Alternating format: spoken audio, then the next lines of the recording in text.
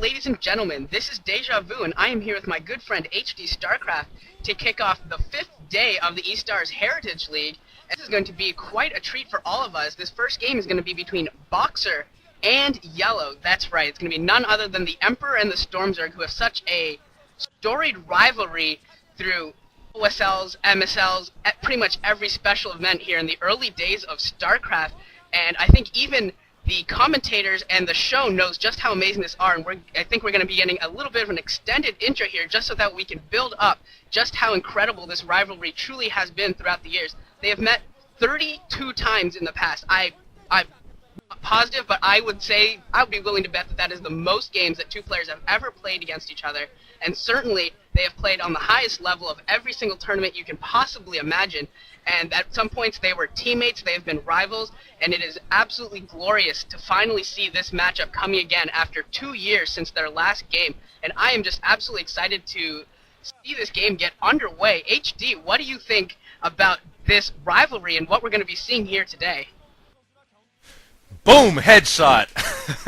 No, this is going to be a freaking great series to watch. Unfortunately, actually not a series, I believe. It is going to be a single game, and you're right. This is the epitome of StarCraft itself. This is where StarCraft started back in the very, very, very early days when everything was just coming together in South Korea, and the handbang cafes were getting together, and Boxer emerged out of nowhere, seemingly, to take on and elevate the Terran race to a new height and level. Because when Boxer was becoming popular, Zerg and Protoss were the races to be, and everyone thought that Terrans were not the same level of play until Boxer came around and revolutionized StarCraft and rocked its foundation. And today, 9 years later, we have come to this point where Boxer has claimed himself and has pretty much staked his territory as the Emperor of Terran, and uncontested as far as I know, at least, because that's how it's been for about 4 or 5 years until Boxer was sent off to the army.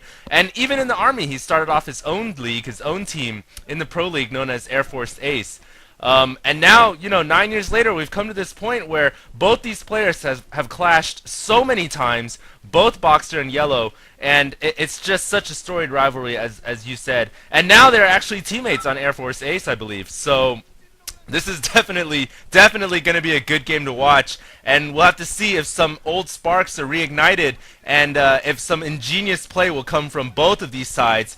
As you all know, TVZ back in the days was very, very different as it is today, and both of these players are up to date. I'm sure. I don't think we'll be seeing any old school play, although that would be really, really interesting to watch. But I think both these players will be sticking to the modern Terran versus Zerg play that we see so far. So we'll have to see what's going to happen. I'm so excited to be watching this, and yeah, I want to thank you, Deja Vu, for taking me upon to cast these games with you, although it is 7 a.m. in the morning right now, but no matter, this is going to be a lot of fun to watch. I'll pass it off to you as this extended intro goes on.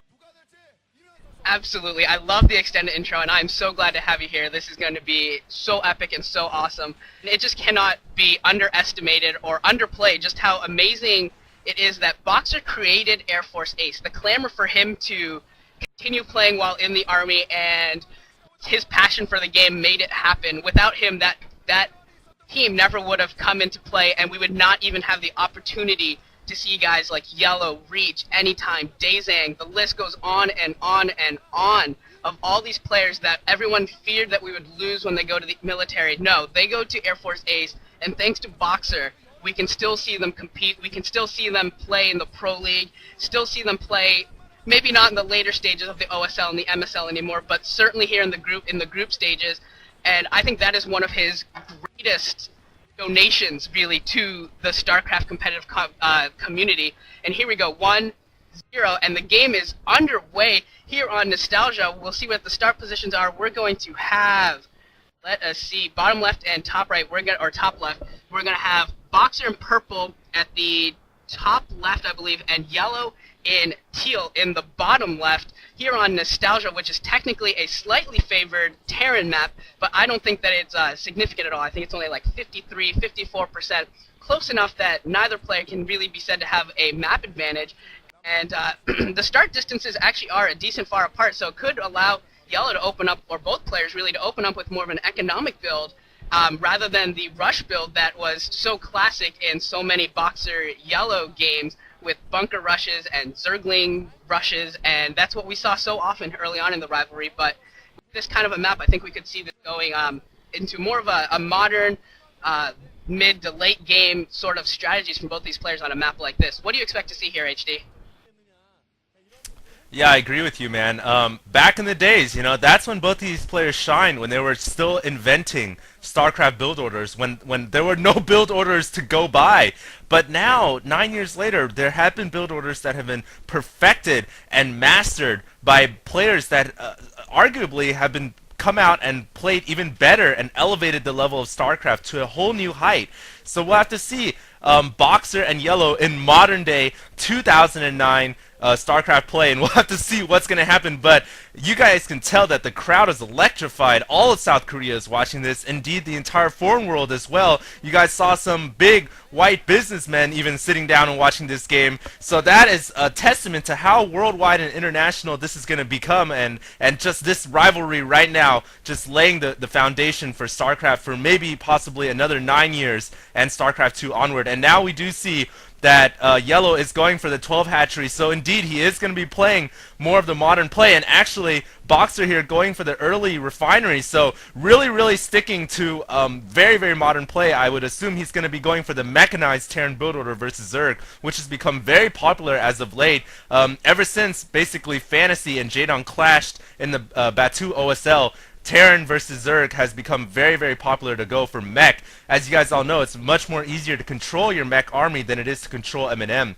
So we'll have to see what's going to happen. Boxer now is blocking off his ramp. And one fun fact I gotta say is that this map's name is Nostalgia. Indeed, this is a very, very nostalgic matchup. And we already have the Overlord. Actually, Yellow has scouted all the other spawning positions, and he failed to find out where Boxer is, but now he's got to know that Boxer is at the top left, so he's got the Overlord coming in. He's going to see that barracks, he's going to see the double supply depot, so he's going to know that he can't mess around, he can't run in there, and he doesn't want to lose his Overlord either. There you guys see the international community getting familiar with Koreans, and this is going to be such an awesome match. A third hatchery going down for Yellow. So Yellow here thinking about grabbing that very, very fast economic advantage. This is not what we'd see 9 years ago. We would not ever see 3 hatcheries coming out with only 2 minutes going into the game. But that's how StarCraft evolves and changes. And now Boxer does scout out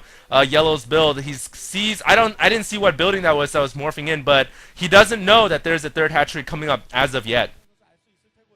No, he doesn't, and the 3 hatchery build really was popularized by Savior, so we're just seeing sort of the, just to put this in perspective again, Yellow was the first big Zerg, and then came Savior, who made the 3 hatchery build, and it's kind of funny to see Yellow going for a 3 hatchery build. If he goes mutilus, it's just going to be, it would be amazing to see him use the Savior build, and try and use that against Boxer. That would really make Nostalgia a truly just coincidental, amazing confluence of just random really effects here, and to see everything come together, that would be quite amazing if he does do that. But yeah, Boxer's getting a good scout on. I don't know if he might be suspecting a 3 hatch build here, but I don't know if he knows where it is. And we're seeing Boxer's first person point of view now. He is throwing up his command center as well, so he's going to be going for a very early economy build. So even though Yellow went for a 3